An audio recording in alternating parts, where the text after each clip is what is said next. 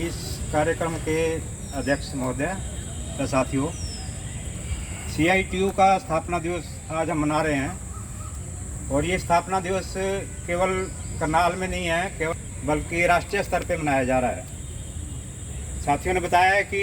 1970 में CITU की स्थापना हुई है। उससे पहले भी आज़ादी के आंदोलन को हम देखें, अगर आज़ादी के आंदोलन में भी जो कमेरा वर्ग है, जो मजदूर वर्ग है, वो निरंतर संगठित होने का प्रयास करता रहा और ऑल इंडिया लेवल पे all India trade union Congress AITUC का गठन हुआ था 1920 में।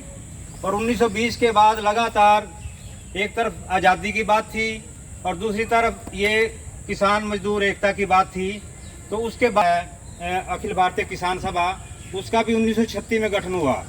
और उसके बाद लगातार ये प्रयास रहा कि किसानों में, मजदूरों में एकता के साथ जो कमेरा वर्ग है उसकी राज सत्ता स्थापित हो। हम सभी जानते हैं कि 1917 में रूस के अंदर क्रांति आई और उस क्रांति में जो मजदूर वर्ग था, जो किसान थे, वो इकट्ठे हुए और उन्होंने राज सत्ता पे कब्जा किया और एक ऐसे वातावरण की, ऐसे माहौल की, ऐसे समाज की स्थापना की बात की गई कि जिस समाज में ना कोई शोषण हो, ना उसमें कोई गैर बराबरी हो, उसमें जो मेहनत जितना करता है काम के बराबर जितना काम उतना उसको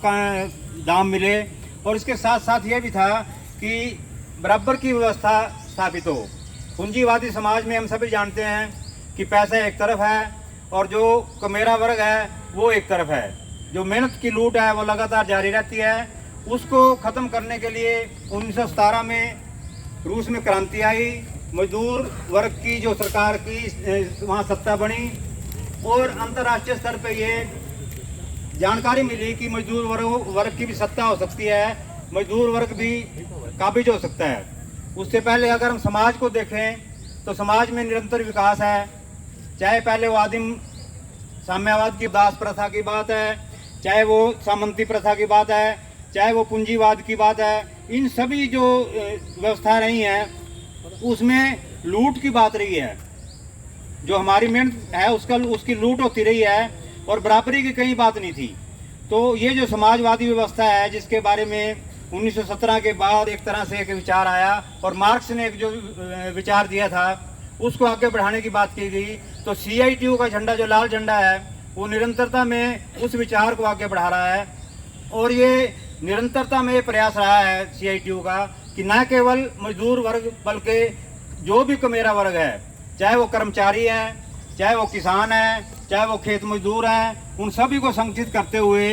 इन सभी को के बीच में एकता स्थापित करते हुए हम एक ऐसे संगठन का निर्माण करें जो वास्तव में क्रांति का द्योतक होगा, क्रांति को लाएगा। और उसमें निश्चित तौर पे 6% ही संगठित मजदूर हैं। अगर हम टोटल में देखें तो वो 5-6% ही कुल मिला के जो मजदूर वर्ग है उसका संगठित है, बाकी सारा असंगठित क्षेत्र में है।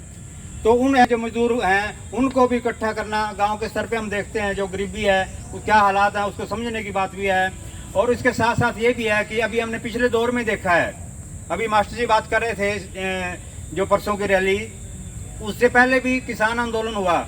हमारी जो अखिल भारतीय किसान सभा ने संयुक्त किसान मोर्चा के गठन किया और उसके बाद वो लड़ाई लड़ी और उसमें मजदूर वर्ग का भी महत्वपूर्ण हिस्सा रहा है। हम सभी वहाँ जाते रहे, हमें सभी को जानकारी है कि निरंतरता में हम जाके वहाँ सहयोग भी देते रहे हैं और जो भी कॉल आई है संयुक्त किसान मोर्चा की, CITU ने भी उसको पूरा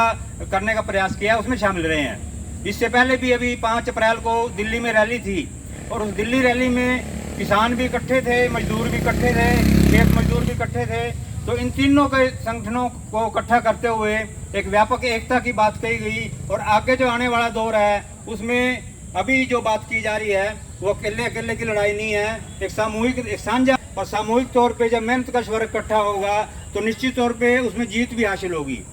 मैं एक बार फिर आज के स्थापना दिवस पर सभा की तरफ से आपको बधाई देता हूं और इस आशा के साथ कि आने वाला जो समय है वो मेहनत के वर्ग जो है उनको इकट्ठा करने का है, साझे संघर्ष का है, कर्मचारियों की एकता बनाने का है, मजदूर वर्ग की एकता बनाने का है, जो भी मेहनत करता है उसकी एकता बनाने का है। और वास्तव में जो सरकारें हैं, अगर हम सरकारों को देखें तो आज़ादी के बाद एक इस तरह का विचार आया था समाजवादी व्यवस्था की जो बात मैं पहले रख रहा था कि नेहरू के दिमाग में भी यही बात थी, और उसी के लिए ये जो सार्वजनिक क्षेत्र के संस्थान बनाए गए, बड़े बड़े मतलब जो इंडस्ट्री लगी